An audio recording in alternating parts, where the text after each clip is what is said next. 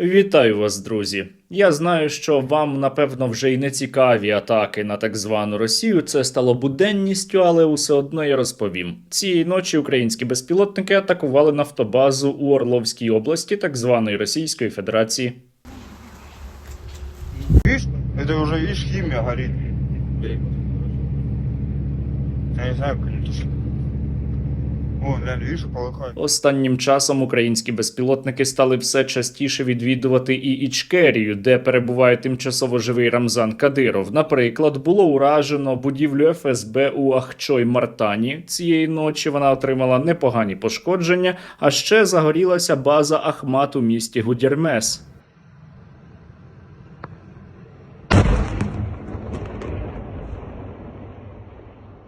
Рамзан Кадиров чомусь ці атаки не коментує, але я здогадуюся, що він міг би сказати. Я умираю, чтобы мои дети умерли в этой войне, но... У той самий час до Москви вже прямує спеціальний представник Владіміра Путіна, який маскується під представника Дональда Трампа, Стів Вітков. Він буде говорити про те, як би можна було примусити Україну до капітуляції. І Вітков прямує до Москви. Наскільки ви близькі до угоди?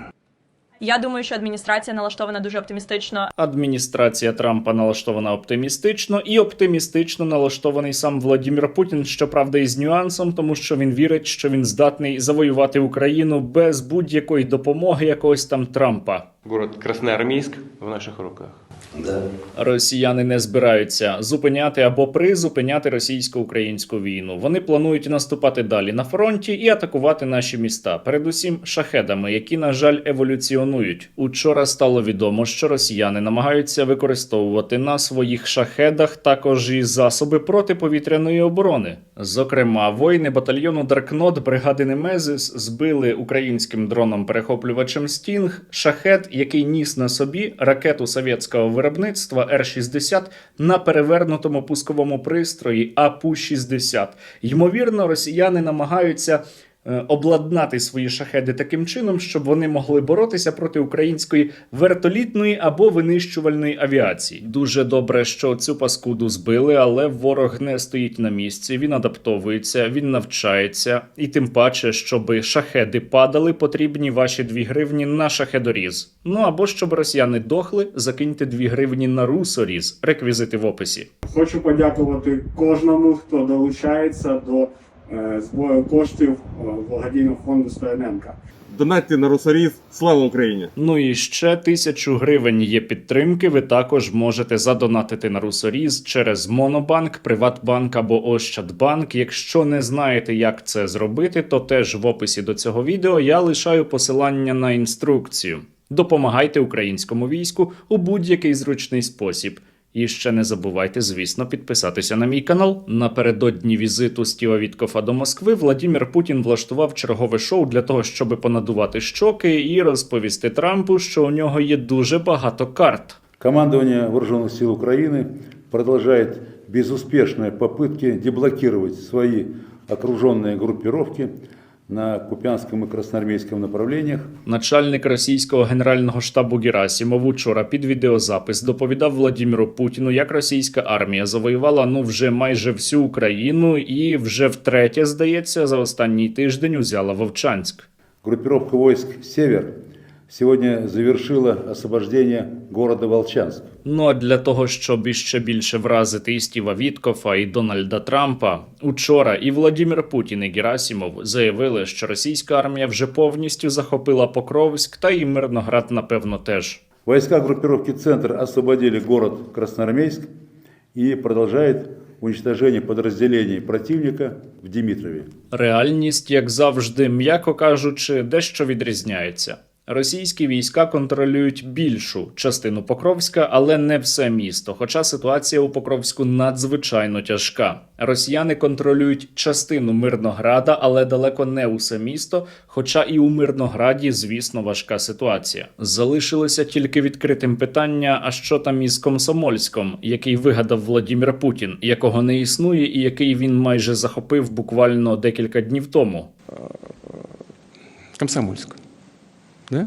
В Комсомольске внутри города идут боевые действия. Владимир Путін учора заслухав доповіді Герасимова та інших російських воєнних злочинців, а потім сказав, що йому дуже шкода. Дуже шкода, що усе так відбувається. Йому очень жаль, що є війна і що люди гинуть. І каже, трагедія в Україні взагалі.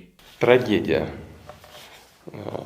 Трагедия украинского народа, которая связана с преступной политикой.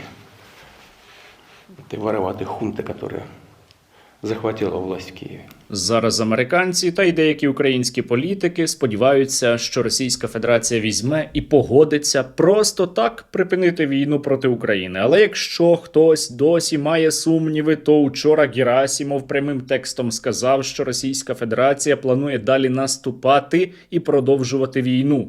Товарищ Верховный Главнокомандующий, соединения и воинские части объединенной группировки войск продолжат ведение активных наступательных действий с целью полного освобождения Донбасса. Оце було заявлено буквально прямим текстом. Напередодні Владимир Путін казав практично те саме, що ніхто не планує зупиняти російсько-українську війну. Але сьогодні до Москви прибуде Вітков, йому навішають лапші, він зателефонує Трампу, Трамп повірить, що Путін хоче миру, і ми будемо знову бігати по колу із оцими так званими переговорами. Ми отримаємо нову хвилю тиску на Україну, тому що саме це і відбувається після того, як Вітков зустрічається із Владимиром Путіним. Після того, як Вітков говорить із Путіним, настає потепління у російсько-американських відносинах. І варто чекати на це і цього разу. Росіяни і далі будуть казати, що вони загалом за мир, але не готові піти ні на які поступки. Вони в цілому то проти війни, але війну не припинять, бо вони не хочуть. Я думаю, что для нас опасен мир. А если снимут санкции, я вообще не знаю, что-то. Нам конец тогда. Просто конец. Якою ж у такому випадку є мета участі росіян у псевдопереговорах? Вона дуже проста і незмінна. Затягувати час, намагатися відтермінувати запровадження нових санкцій і руйнувати єдність наших партнерів. Цель этих переговоров на сегодня – это не дать вновь собрать единый Западний фронт проти нас. Ви знаєте, друзі, я тут не вигадую нічого нового. Навіть якщо росіяни й погодяться щось там підписувати, вони це не будуть виконувати і самі прямим текстом про це говорять публічно. Даже если мы будем готовы что-то где-то подписать, значит, прекрасно понимая, что это не будет выполняться, просто потому что не будет выполняться и не будет. І з іншого боку, у росіян є багато проблем, які мали би штовхати їх самих до заморозки російсько-української війни. Передусім, це економічна криза, але вони на це не підуть, тому що вони переконані знову, що їм іще треба повоювати 2-3 місяці, і тоді Україна впаде. Півроку тому вони казали те саме. Война в любом случае выдохнется в горизонте там 2-3 лет. Да. Может быть, даже раньше. Может, даже 2-3 месяцев. Я оговорился 2-3 месяцев, конечно. Ну каких лет, господи? І з огляду на те, що Російська Федерація планує далі вести проти України війну на виснаження, ми не повинні тішити себе ілюзіями швидкого завершення російсько-української війни і проведення виборів, а маємо бути готовими до війни на виснаження. А для того, щоб Україна була готовою до такого серйозного випробування, ми повинні змінюватися. Передусім потрібні зміни в українському війську, бо якщо в армії усе залишиться так, як є сьогодні, то у нас не буде шансів на виживання та збереження нашої держави. Я закликаю особливо наших політиків припинити нести маячню про те, що скоро росіяни просто так від нас відстануть. Не відстануть. Росіяни від нас відчепляться тільки тоді, коли у них почне розвалюватися їхня недокраїна. Крапка. Ну а за минулу добу, завдяки вам, дорогі друзі, наше військо отримало іще 170 нових FPV. Бажаю міцного здоров'я. Ми підрозділ Махно-груп 1-го батальйону 106-ї бригади територіальної оборони України, який виконує бойові завдання на Гуляйпільському напрямку. Щиро вдячні спільноті Стерненка та особисто пану Сергію за надані 20 дронів FPV. Донатьте на Росаріз. Слава Україні! Героям слава! Ми бійці групи застосування ударних безпілотних авіаційних комплексів управління КОЕД Головного управління Національної поліції в Закарпатській області. Хочемо подякувати благодійному фонду спільноті Стерненка за надані фондом 50 FPV 10 дюймів. Найближчими днями вони будуть доставлені на бойову позицію на один з самих запеклих напрямків і будуть застосовані проти окупантів, які прийшли на нашу землю. Хочу подякувати кожному, хто долучається до збору коштів благодійного фонду Стерненка. Слава Україні!